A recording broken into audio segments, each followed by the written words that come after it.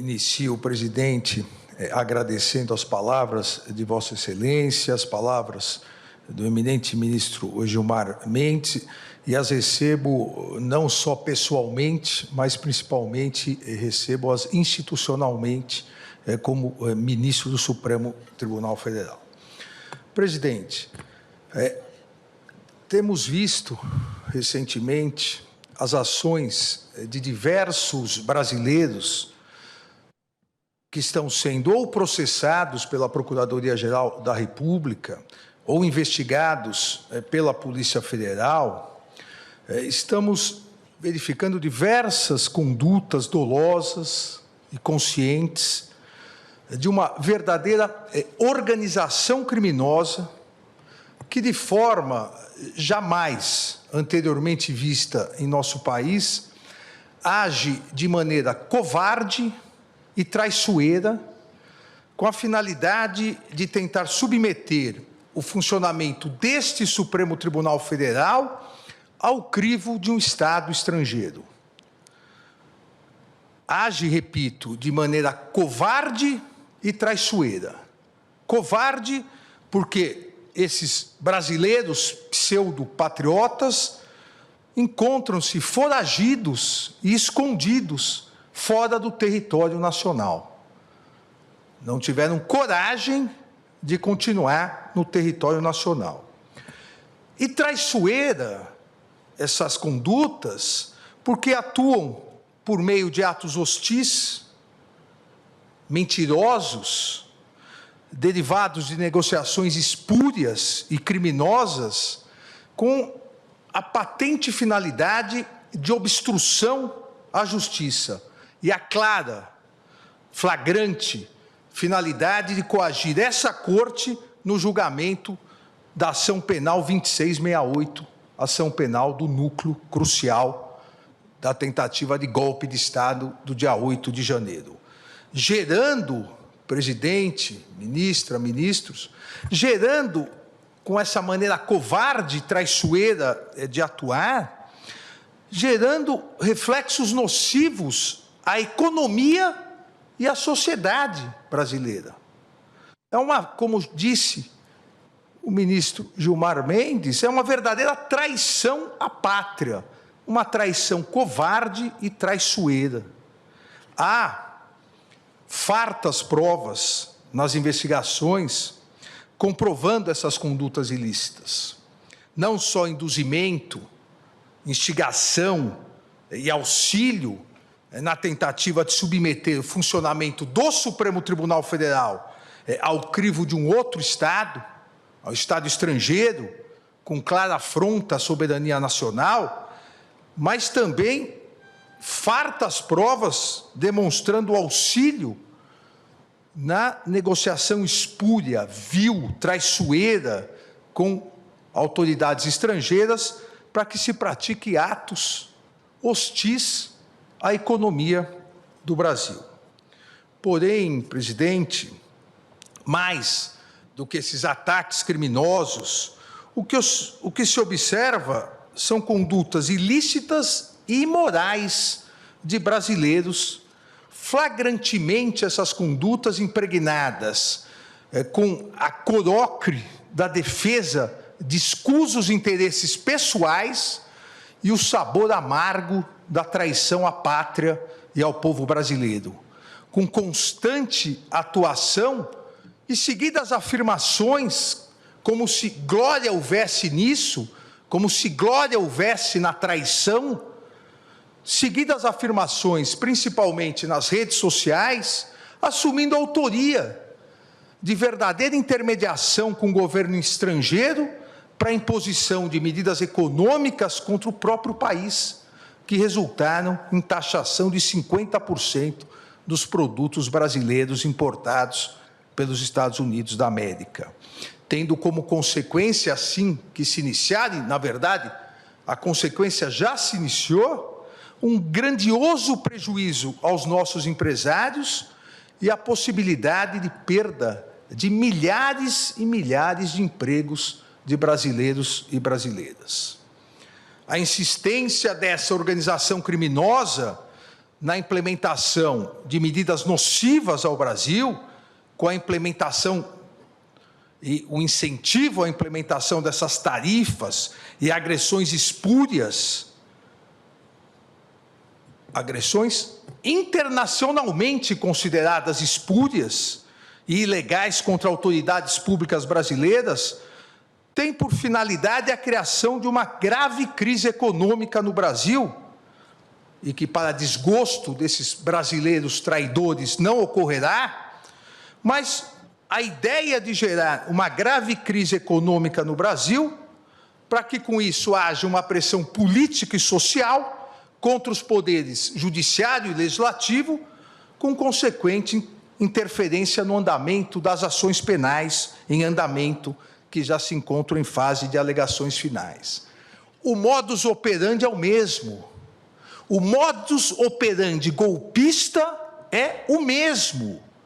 Antes, acampamentos na frente dos quartéis, invasão na Praça dos Três Poderes, para que com isso houvesse, como mais de 500 réus confessaram, houvesse a convocação de GLO e as Forças Armadas, gerando uma comoção nacional, e aí houvesse a possibilidade do golpe. Repito, o modus operandi é o mesmo. Incentivo a taxações ao Brasil, incentivo à crise econômica, que gera crise social, que por sua vez gera crise política, para que novamente haja uma instabilidade social e a possibilidade de um novo ataque golpista. E essa geração de pressão política e social contra os poderes judiciário e legislativo tem claramente a finalidade ilícita de favorecer interesses pessoais. E digo, coação contra o poder legislativo também. Pasmem que um dos brasileiros investigado e foragido, recentemente, nessa semana, dirigiu ameaças diretas aos presidentes da Câmara dos Deputados, o deputado Hugo Mota, e do Senado Federal, o senador Davi Alcolumbre. Ameaças diretas. Ou vocês votam anistia, ou as tarifas vão continuar. Ou vocês votam anistia, ou vocês também terão aplicada a lei da morte financeira. Ameaças aos presidentes das casas congressuais brasileiras sem o menor respeito institucional, sem o menor pudor, sem a menor vergonha, na explícita chantagem para tentar obter uma inconstitucional anistia, ou em relação ao presidente do Senado Federal, o senador Davi Alcolumbre, obter o início de procedimento de impeachment contra ministros desta Suprema Corte, sem existência de qualquer indício de crime de responsabilidade, mas sim por discordarem da legítima atuação deste Supremo Tribunal Federal no exercício de sua competência jurisdicional, concedida diretamente pela Constituição Federal, em uma tentativa patética de tentar afastar seus ministros do cumprimento de sua missão institucional e favorecer réus em ações penais. Ameaça essa aos presidentes das casas, que já foi repudiada por ambos os presidentes anteontem, com as notas da presidência da Câmara e do Senado Federal.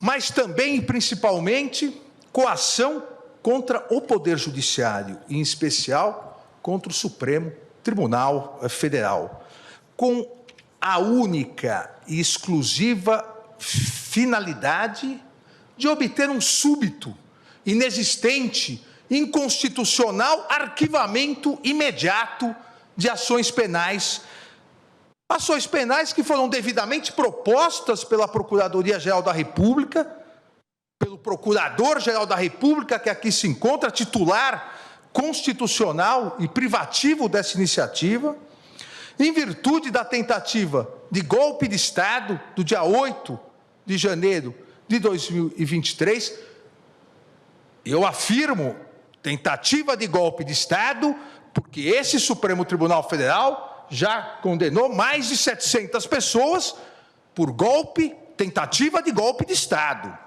Então, há ainda ações penais em andamento, propostas devidamente pelo Procurador-Geral da República, que tem total autonomia e independência constitucional, derivadas de investigações da Polícia Federal e cujos atos processuais vêm sendo realizados dentro do devido processo legal, rigorosamente observado pelo Supremo Tribunal Federal, com a participação, fiscalização e acompanhamento, tanto do Procurador-Geral da República, como por 96 advogados. 96 advogados estão habilitados nos autos dos 4 núcleos denunciados pelo Procurador-Geral da República, com amplo, total e restrito acesso a todas as provas. Devido ao processo legal, realizado com a oitiva já de 8 testemunhas de acusação e 149 testemunhas de defesa, ministra Carmen. Foram ouvidas 149 testemunhas de defesa em respeito à ampla defesa, em respeito ao contraditório.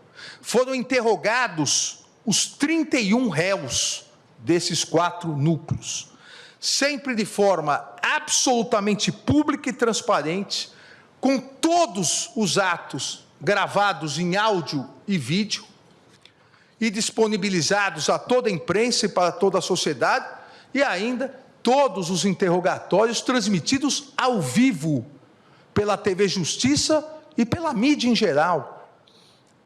Eu aqui afirmo, sem medo de errar, não houve no mundo uma ação penal com tanta transparência e publicidade como essa ação penal.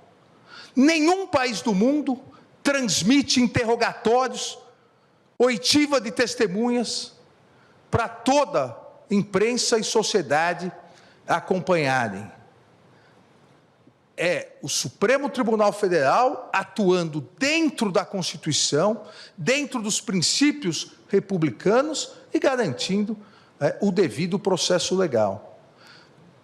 Não é possível pressões, coações, no sentido de querer obter, repito, entre aspas, um espúrio arquivamento imediato dessas ações penais, sob pena de se prejudicar a economia brasileira, o sustento das pessoas, o trabalho dos brasileiros e das brasileiras.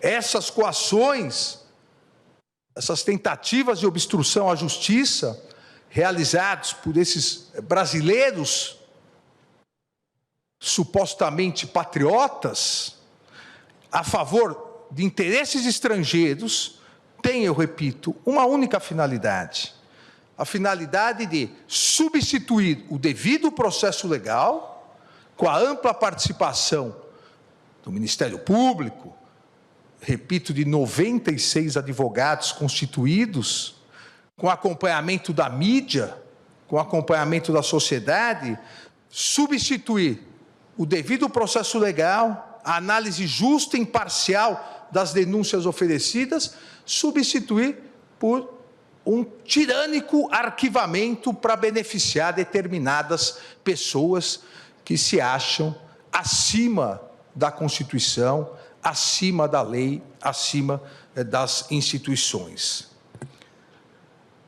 Esses réus investigados brasileiros que estão induzindo, instigando e auxiliando a prática dessas condutas nefastas contra a sociedade brasileira, criminosas contra as autoridades públicas não estão só ameaçando, coagindo autoridades públicas, ministros do Supremo Tribunal Federal, mas também, e fazem isso diariamente nas redes sociais, ameaçando as famílias dos ministros do Supremo Tribunal Federal, do Procurador-Geral da República, em uma atitude costumeiramente afeta a milicianos do submundo do crime, que atacam as autoridades e atacam os familiares das autoridades.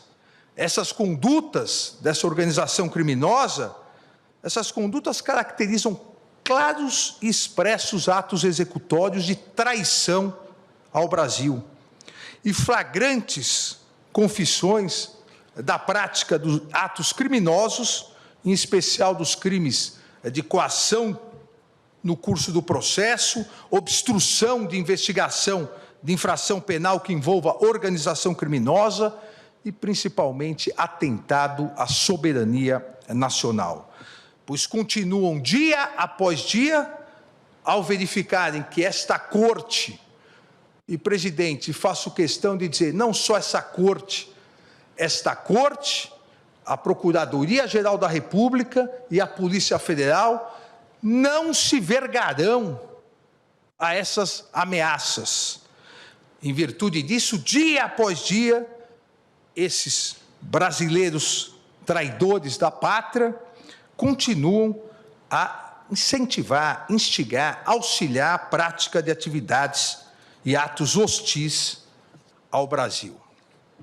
A ousadia criminosa parece não ter limites, com as diversas e contínuas postagens em redes sociais e declarações na imprensa, declarações atentatórias à soberania nacional, à independência do Congresso Nacional e à independência do poder judiciário.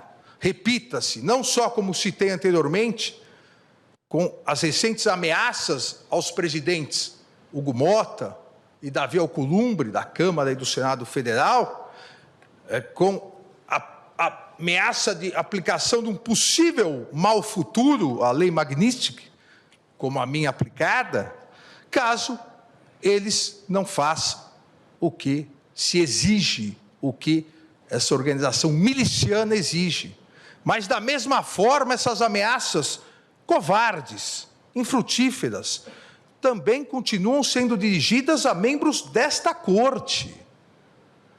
Esta semana, dirigidas ao eminente ministro-presidente Luiz Roberto Barroso, ao nosso decano, o ministro Gilmar Mendes, ao ministro Cristiano Zanin, mas mais grave, patético desses traidores, também de viva voz, áudio e vídeo, ameaças às esposas e familiares, citando nominalmente as esposas do ministro Gilmar, do ministro Cristiano Zanin, demonstrando não existir limites para a ousadia e covardia dessa organização criminosa, que será, como bem disse o ministro Gilmar Mendes, será responsabilizada, será integralmente responsabilizada.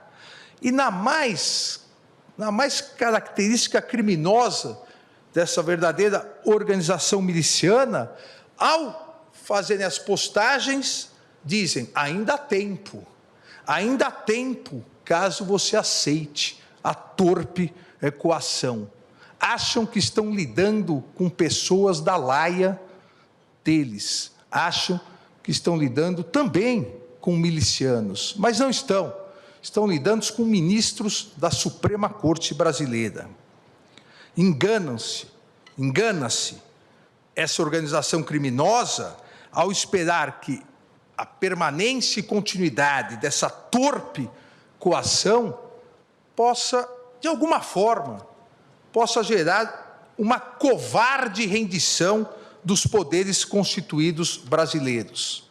Engana-se essa organização criminosa miliciana e aqueles brasileiros escondidos e foragidos em do território nacional, enganam-se em esperar fraqueza institucional ou debilidade democrática.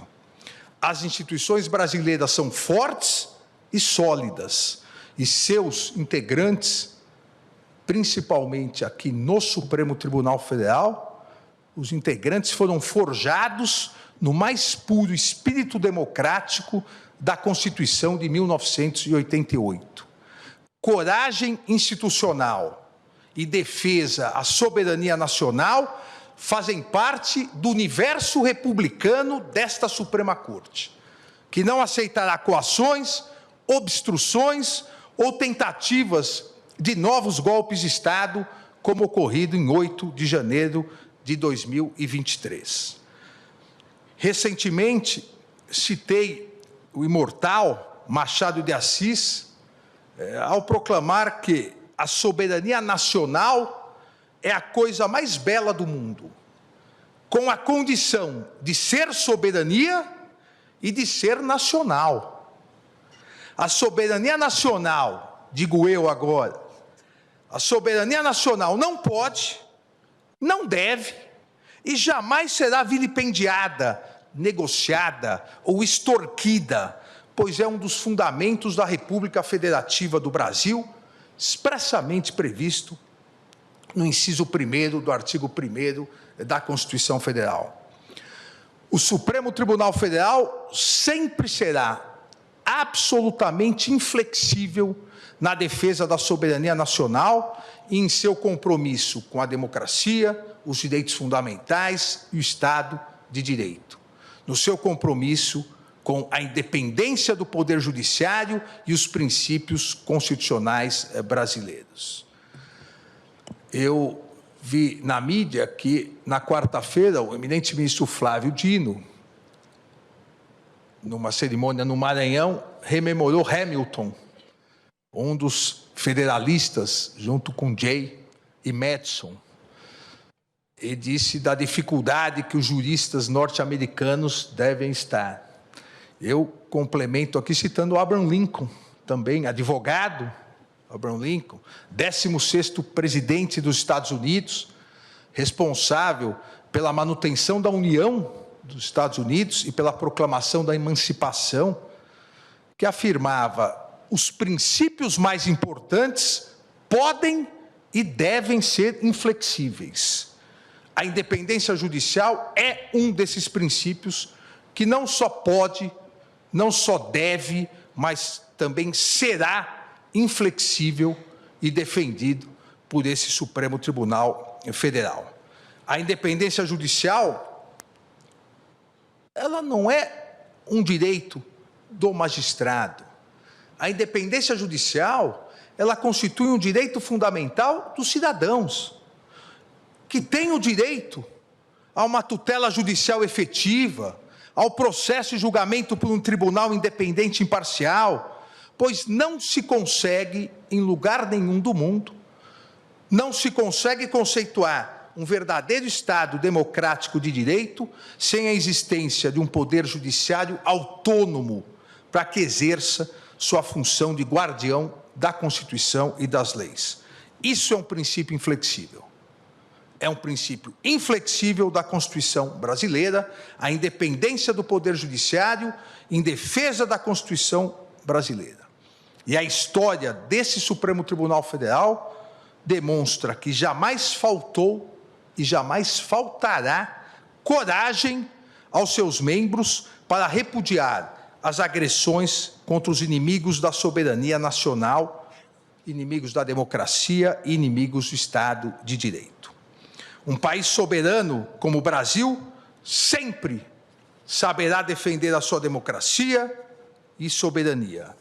E o Poder Judiciário não permitirá qualquer tentativa de submeter o funcionamento do Supremo Tribunal Federal ao crivo de outro Estado, por meio de atos hostis, derivados de negociações espúrias e criminosas de agentes e políticos brasileiros foragidos com o Estado estrangeiro, com patente obstrução à justiça e clara, flagrante finalidade de coagir essa Suprema Corte no julgamento da ação penal 2668, para criar, e esta grande finalidade, para criar verdadeira impunidade penal e impedir a análise pelo Poder Judiciário, repito, por meio do devido processo legal, de uma imputação criminal feita pela Procuradoria-Geral da República.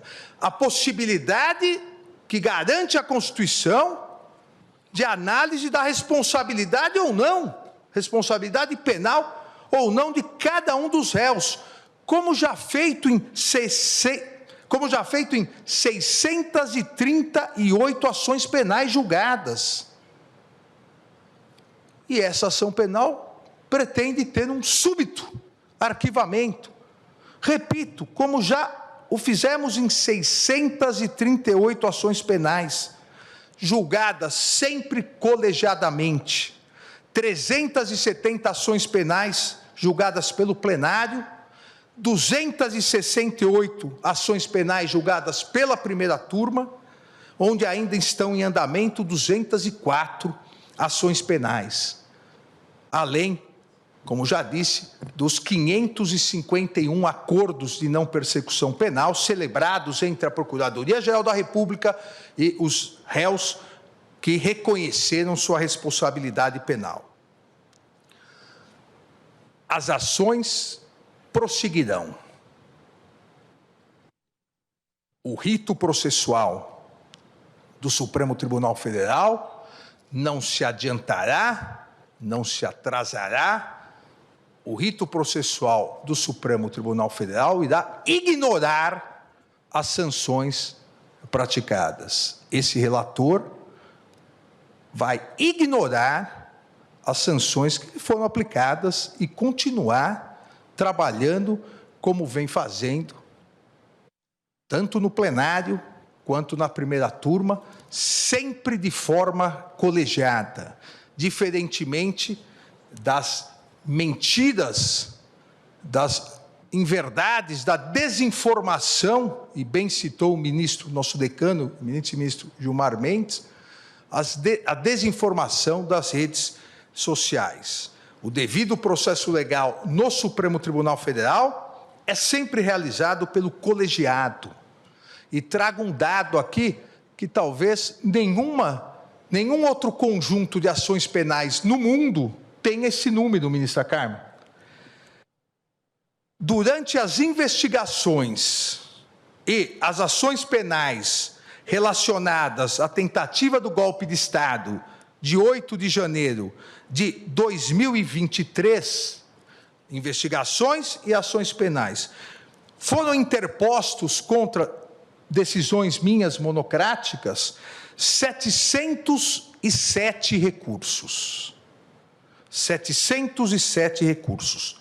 Todos, absolutamente todos, foram improvidos e os colegiados mantiveram as decisões proferidas. Foram julgados, desses 707 recursos, 413 no plenário e 294 pela primeira turma, a demonstrar que o devido processo legal nas ações penais nesse Supremo Tribunal Federal é o resultado do colegiado, é o resultado da vontade do colegiado, seja do plenário, quando sua competência for, seja das turmas, quando a competência lá estiver estabelecida. 707 recursos interpostos. Esta Corte vem e continuará realizando sua missão constitucional, e, em especial, nesse segundo semestre, realizará os julgamentos e as conclusões dos 4 núcleos das importantes ações penais relacionadas à tentativa de golpe de Estado de 8 de janeiro de 2023. Os 4 núcleos tiveram encerradas as suas instruções, ouvidas suas testemunhas, um deles já quase em fase final de alegações finais, os outros iniciarão a fase das alegações finais e ainda esse semestre, obviamente, pedindo pauta ao eminente presidente da turma, ministro Cristiano Zanin, nós julgaremos todos os responsáveis, absolvendo aqueles onde não houver prova de responsabilidade, condenando aqueles onde houver prova, mas julgando, exercendo a nossa função jurisdicional e não nos acovardando em virtude de ameaças, seja daqui ou de qualquer outro lugar. O Supremo Tribunal Federal continuará a exercer seu papel de guardião da Constituição, continuará exercendo o seu papel nas ações penais para que dê uma resposta final a toda a sociedade brasileira sobre quem realmente foi ou quais foram os responsáveis pela tentativa de golpe, dentro do devido processo legal, do respeito à ampla defesa, do contraditório, inadmitindo qualquer ingerência interna ou externa na independência do Poder Judiciário, com serenidade, competência e coragem. Obrigado, presidente.